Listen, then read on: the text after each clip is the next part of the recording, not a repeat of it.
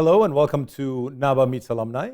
We are here at NABA to actually do another episode of NABA Meets Alumni, a very particular one because today I'm speaking in English. Second of all, I actually have a guest today that is not present because I have Nicolas Vamvouklis, right? Is that correct, Nicolas? Yeah. Bingo. I trained. You are a NABA. You came to NABA and you graduated from NABA in 2017, right? I was going to say 1970, which makes it a long time ago, but 2017, and you are in Greece right now, right? Exactly. Welcome.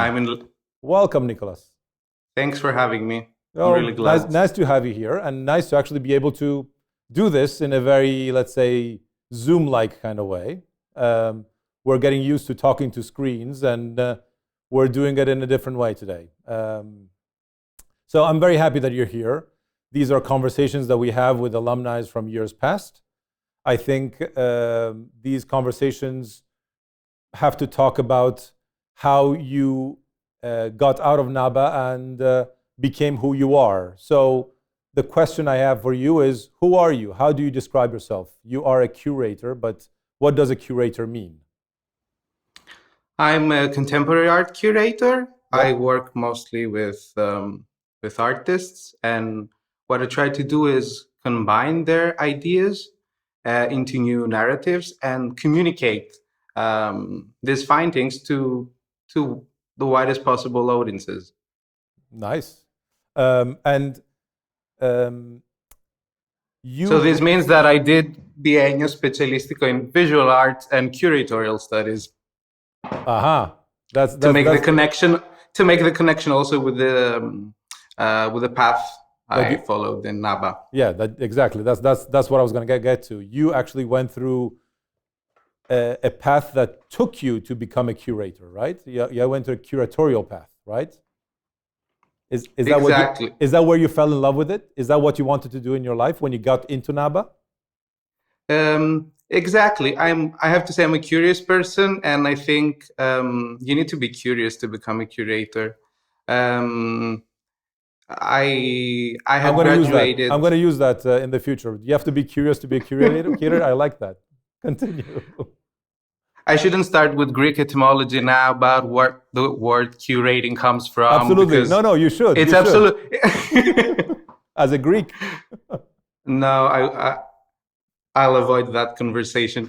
I studied philosophy and social studies in Greece, and I was also dancing. I did the dance academy of the Greek National Opera.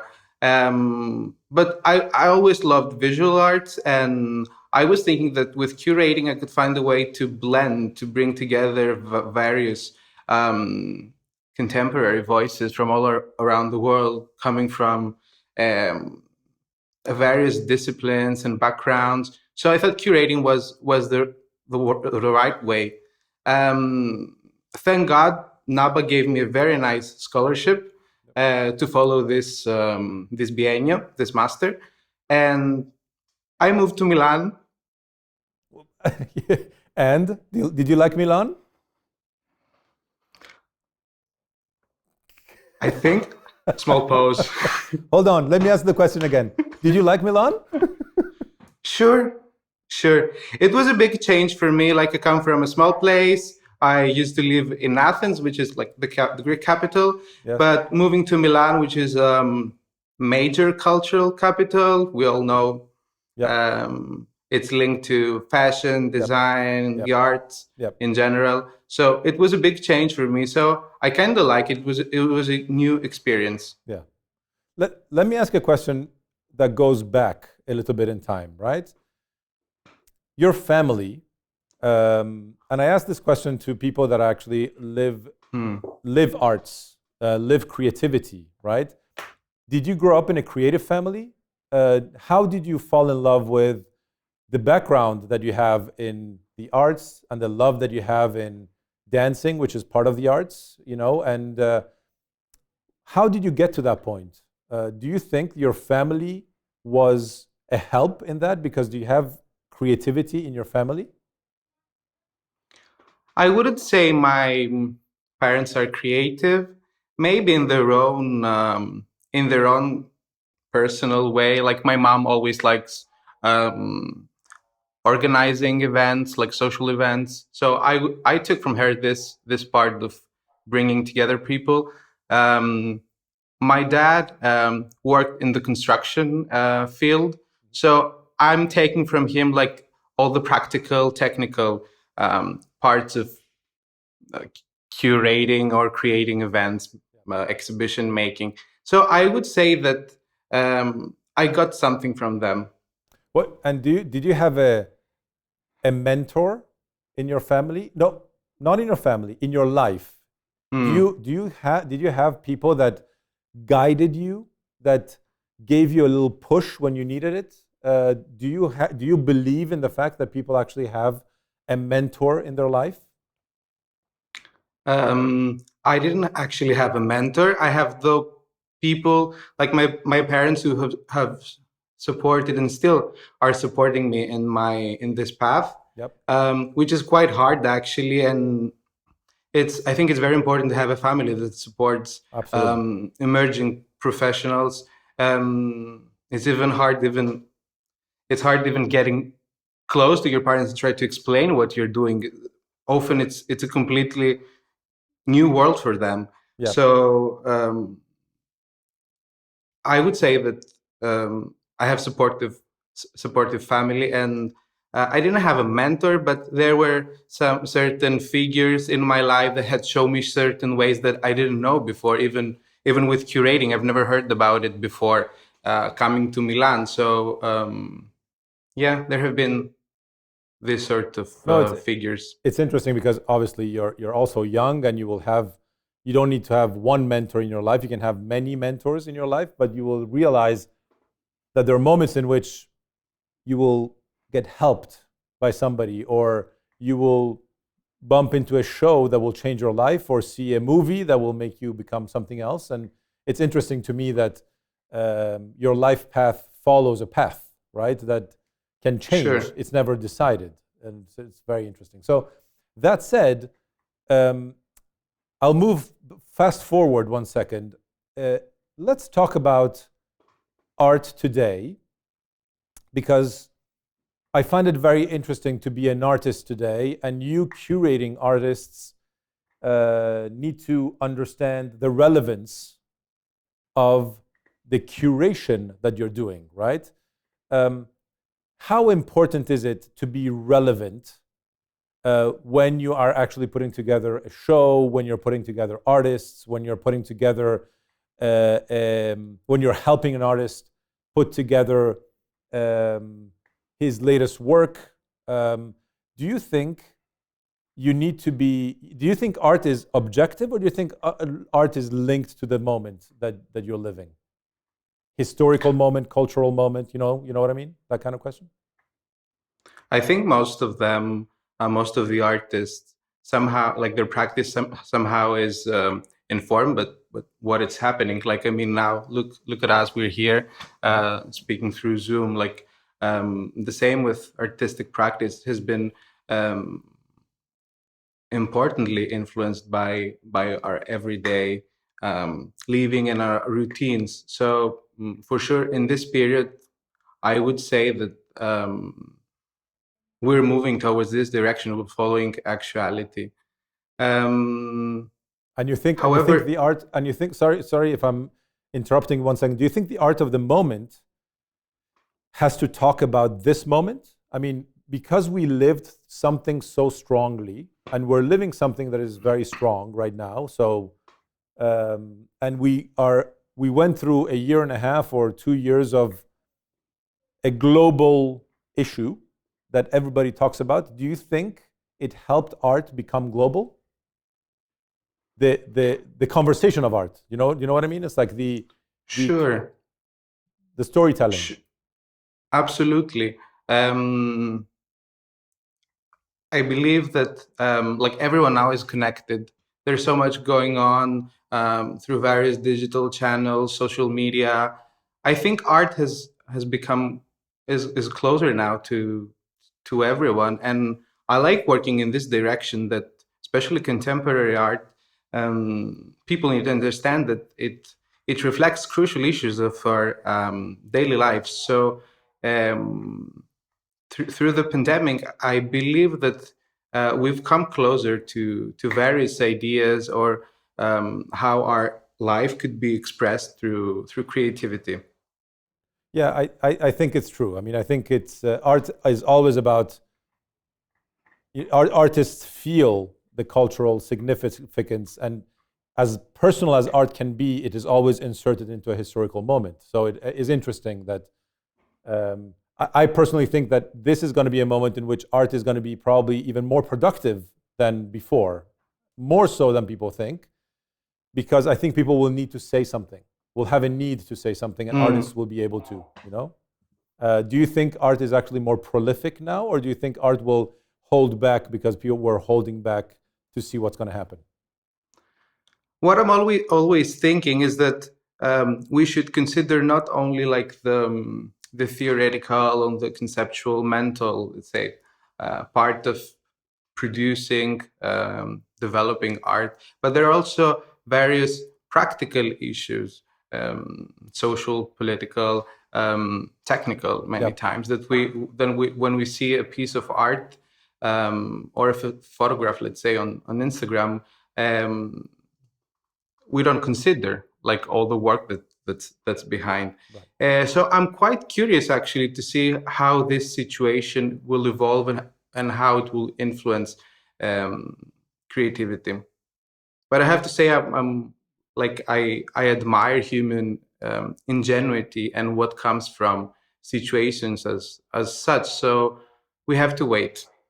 No, I think ingenuity and resilience are very interesting to me, right? Ingenuity seems quiet and resilience seems strong, right? And this is kind of those, ingenuity is a word that we don't use that much, which I like a lot. You used it, so I'm going to repeat it. But it's a very interesting concept to me, that you need to have a little ingenuity to actually do art, you know, because there's a need to express, and that it has an ingenuity within it, you know, not being scared of something, you know, not being scared of showing what you think is actually interesting for the moment that we live in, you know?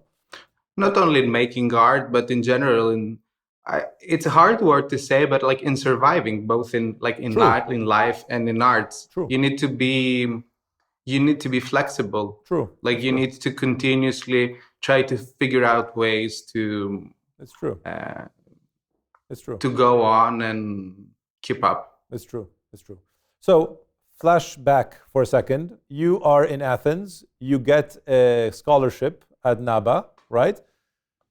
You fly to Milano and you find yourself in let's say, probably a bigger city, but very different, probably a little more bubbly, right? In a lot of different ways, good and bad. Sure. How did you like your 2 years in NABA, number one? How much did NABA help you? And are there any stories from NABA that you actually remember that you want to talk about? Okay, so many questions. What I enjoyed at NABA. The program of studies was really great. And I really enjoyed the fact that the teaching staff, the professors, are active professionals in the arts. Marco Scottini, Marinella Senatore, Francesco Iodice, Céline Condorelli, Elvira Vanini, just to name a few that come to mind now. And what names? I mean, it's like the names are fantastic. Anyway, continue. So it was like a truly inspiring experience. The context was completely international. They were like my fellow students were coming from all over the world. I learned Italian, but now I'm not practicing them. Faccio finta di non parlare l'italiano. Però parli benissimo, so you're pretending. Because I'm pretending so I get the compliments. Exactly. Parli benissimo. So yeah, the program of studies, the teaching, the staff. One moment I would never forget is when Marco Scottini curated the Theater of Learning. It was an evening with a series of re-performances, and he asked me, considering that I had a dance background, parenthesis, I hadn't been dancing for 2 years. I had gained, I think, 20 kilos, eating pasta and pizza. And I reperformed a historical piece by Anna Maria Maiolino called, I think, Entrevitas. They were more than 100 boiled eggs in the campus. Wow. And I had to dance between them. The piece was about political fragility during the period that Maiolino made the work. Wow. And Maiolino get actually to attend the event. So it was a really a moment that I will never forget. So thank you, NABA, for this great experience. Nice. And I'm sure you will have many more in your career. And your career is young, and already when I look at your resume, it feels like you've gone through a lot and a lot of experience, right? Talking about the future for a second, we're at the last question. Do you have any other questions that you want to be asked? Because I'm actually asking you the last question now. Are you ready? Absolutely. Okay. The last question is, if you think of yourself in 5 years, not 10, 100, not before you die, which hopefully will be in 100 years from now, but in 5 years from now, knowing that you've lived 4 years of non-NABA life, right? What do you see yourself? What do you wish for yourself? What do you think you would like to have done, knowing that it is 3 steps away, not, the last step of your life? Difficult question? I was scared that question would arrive at some point. You can say, I don't know. I don't know. No, I'll try to answer. I like the path that I actually took, and I think I would see myself in 5 years doing the same thing, trying to bring contemporary art to everyone if possible. I know it's a huge thing, but we're making small steps towards this way. More and more people are interested into something that is widely considered to be elitistic, if that's a word. Can be. Yeah. So I would see myself continue doing this. I love art museums, so I would like to see myself in an art museum curating shows. So that's. Do you think you talked about something like bringing art to a lot of people? You said so. I'm actually going to use your words to ask not the last question, the more than last question. Art is about. You actually believe in the fact that art has to be about opening it up to other people? And does technology help you nowadays, being able to do shows that are more technological, allowing your artists to be more technological and to have your art be more democratized? Is that a good thing about art, or does it have to stay elitist? Do you hate the idea of having it be elitist, or do you like the idea of having it be elitist? No, I think it should be open and accessible to everyone. It's very simple. I truly believe that art has to do about our lives, and we should consider this every time we see a painting, a video, an image in the museum, in the street, on social media. I believe that this situation has brought and has hyper connected us in a really strange, maybe restricted way. I'm personally not a great fan of the digital world and digital exhibitions, But I think for sure it's a good way to reach a wider public. Yeah, I think there is a fake sensation that we are closer, but I think we have to get used to going back to interacting a little more, because I think it is true that we've learned how to be more global and talk through technology like we are. I don't need to be in Lesbos right now to talk to you. But you should. Well, I was going to say, I would love to have been in Lesbos to do this interview, but unfortunately we can't. But at the same time, we can be close because we can actually talk to one another, right? The reality is that there's still, I think, a lot of things that we're losing in not being together. And I think the togetherness of a museum or an art exhibition is still something that I miss and I don't find in digital exhibitions, if I were to answer your question, which you didn't ask. So in general, that's kind of, I like your idea of having art be a little more accessible, more democratized and less elitist, because art is always considered as something that, is up there, right? So it's interesting. I think your job as a curator today is actually even more complicated, because you might find Karim who takes photographs, who does not feel like he's an artist, but you might like his work enough to feel like he can be an artist, right? So it is interesting that people can show their work much more. That's kind of what I'm trying to say, right? Absolutely, absolutely. And the fact that I'm also here in Lesbos, or that after Milan, I went to work in Treviso, in a very small Italian city, and everyone was asking me, what are you going to do in such a small city? You want to work in the arts? Why don't you stay in Milano? So, but moving there and starting to work, I figured out that I need to understand the needs of the local community in order to build up a cultural program that it's adapted for them. Absolutely. No, and it's interesting that way. But that last question brought to other 4 questions, and now we're done. Was it difficult?